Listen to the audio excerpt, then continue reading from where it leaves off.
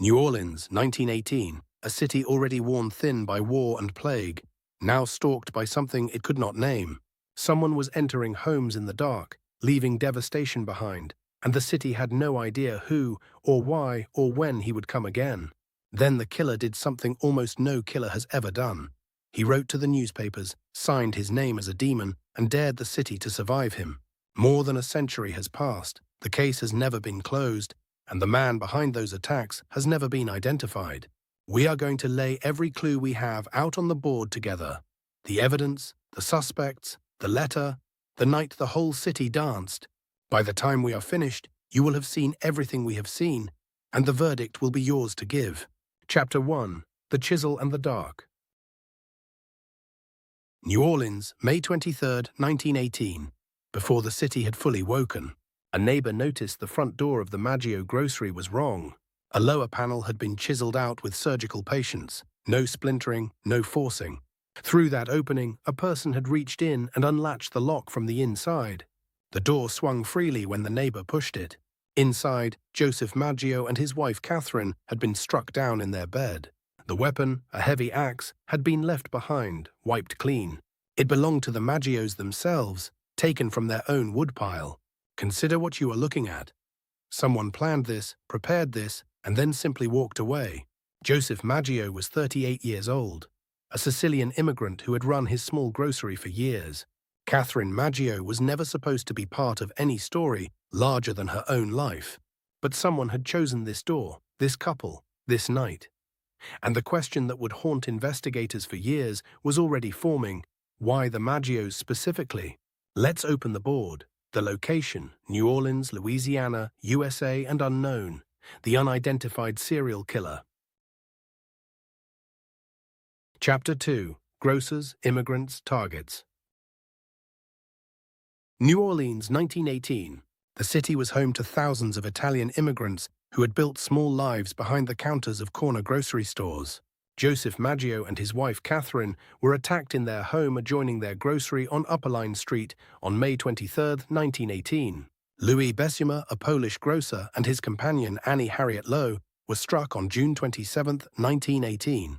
Mrs. Edward Schneider was found beaten in her own bed on August 5, 1918, 8 months pregnant. She survived. Grocer Joseph Romano was killed on August 10, 1918, while his 2 nieces slept in the next room. The pattern was undeniable. Italian-American grocers, modest homes, working families. Consider this with me. Not every victim died, and the survivors could rarely say why they had been spared.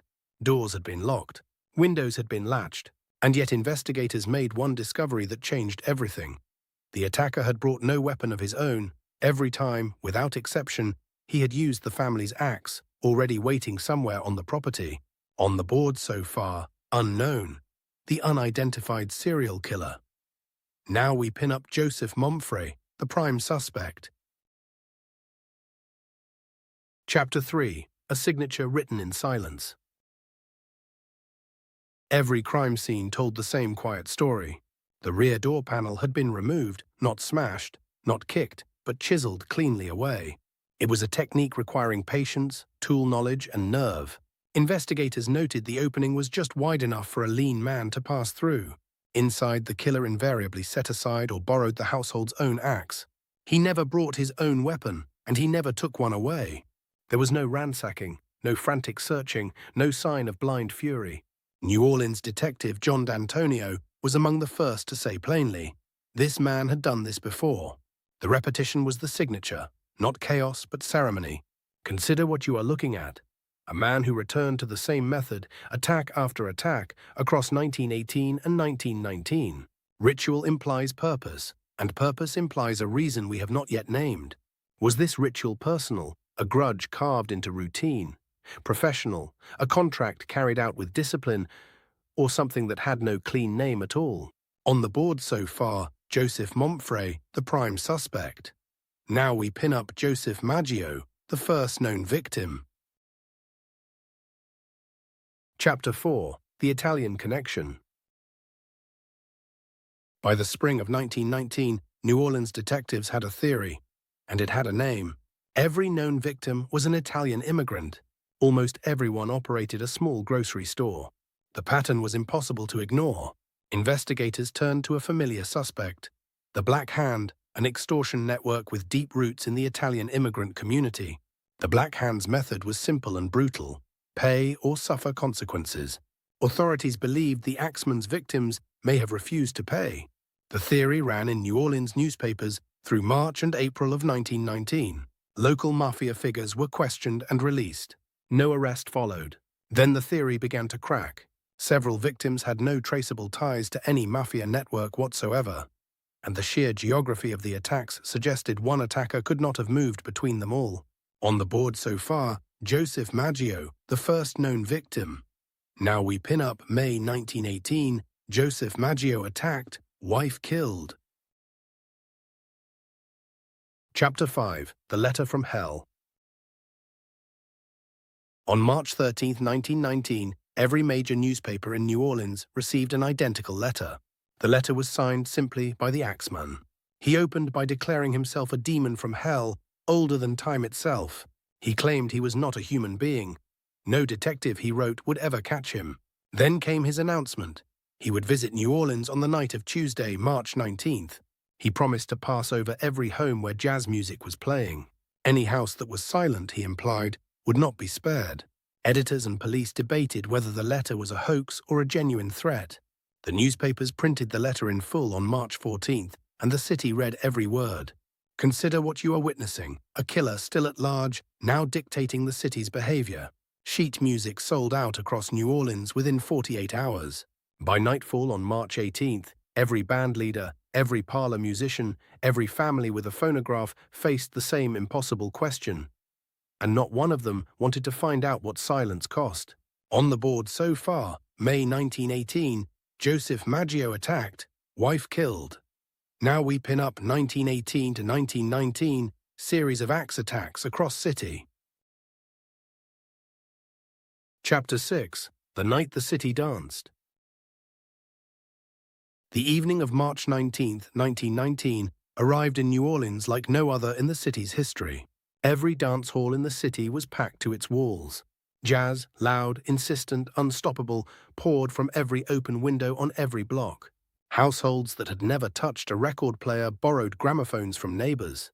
People who feared the dark chose noise and company over silence and locked doors. This was compliance dressed as celebration. Survival performed as joy. The killer had promised in his letter, dated March 13, 1919, to spare any home where jazz was playing at midnight. And so a city of frightened people held its breath inside a wall of sound. Police patrolled neighborhoods that had never seen a uniform before that week. March 19th passed without a single attack.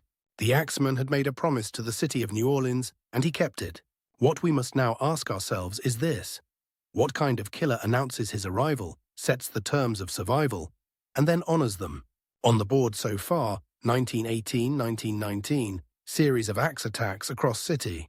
Now we pin up Ma 1919, killer's letter published in newspapers. Chapter 7. The Clues That Don't Fit. But not every victim was Italian. In August 1919, Orlando Giordano, a grocer of Italian descent, and his son were arrested for the murder of Charles Cortimiglia. But Cortimiglia's wife Rose had named them, and her account would later collapse entirely. Earlier, in 1911, the victims, known as the Scrutiny family, shared no clear Italian connection at all. Surviving witnesses gave investigators almost nothing useful. Descriptions of the attacker ranged from a tall, heavy-set white man to a shorter, darker figure. No two accounts matched. In every attack, the axe was left behind at the scene. It was never the victim's own axe. It was always sourced from a shed or yard nearby. Not one fingerprint was recovered from any crime scene across the entire sequence of attacks. No murder weapon was ever traced to a buyer, a seller, or an owner. Detectives in 1919 were left with a board full of victims and almost no physical thread connecting them. Look at what remains: contradictory witnesses, a borrowed weapon always abandoned, no prints, and victims who defy a single profile. If there is a pattern here, it is not the one investigators were expecting. And someone, it seemed, had gone to considerable lengths to make sure of that. On the board so far, Ma 1919, killer's letter published in newspapers. Now we pin up Ma 1919. City plays jazz. No attacks occur. Chapter 8. The Man Called Momfre. One name surfaced repeatedly in the margins of the Axeman investigation: Joseph Momfre. Momfre was a career criminal in New Orleans, with a documented history of violent offenses. His name appeared in connection with blackmail rackets and gang activity throughout the city. When the Axeman's attacks ceased in 1919, Momfre quietly left New Orleans for Los Angeles. Consider the timing, and hold it alongside everything you have already learned. In Los Angeles, late 1921, a woman named Esther Albano shot Joseph Momfre dead.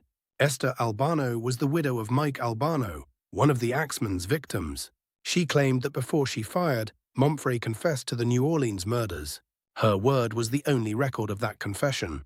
Nothing else corroborated it. Esther Albano was convicted of the shooting and served time in a California prison. Investigators who searched for Momfre's criminal records found them incomplete and contradictory.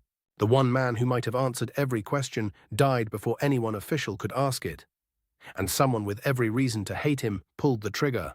On the board so far, Ma 1919, City plays jazz. No attacks occur. Now we pin up a key clue: victim's own axes used. Chapter 9. What the authorities concluded. By 1920, the New Orleans Police Department had filed no charges and named no suspect in the Axeman murders. No arrest was ever made. No prosecutor ever walked a suspect before a New Orleans judge on these charges. The case was quietly shelved as the city moved into the new decade. The last confirmed Axeman attack had occurred on October 27, 1919, when grocer Mike Pepitone was killed. After Pepitone, the murders simply stopped.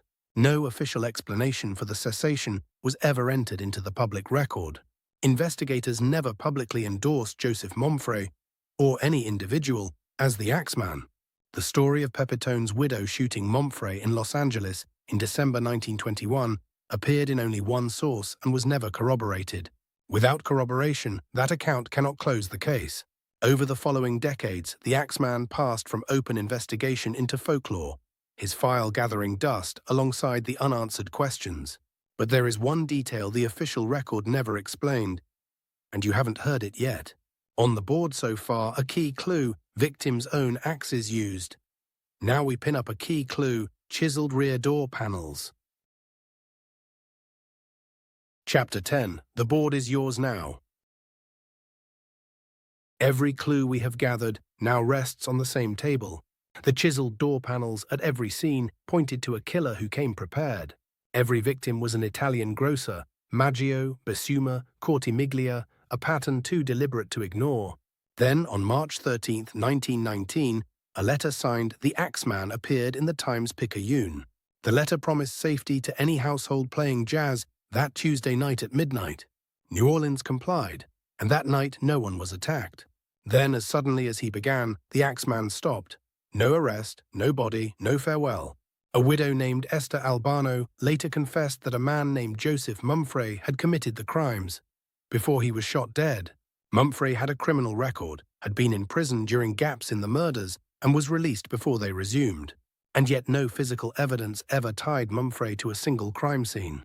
So now the board is yours. The chiseled panels, the targeted grocers, the jazz letter, the vanishing, the widow's word.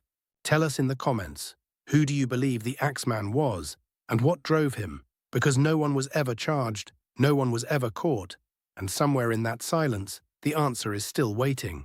On the board so far, a key clue: chiseled rear door panels. Now we pin up a key clue: newspaper letter from killer.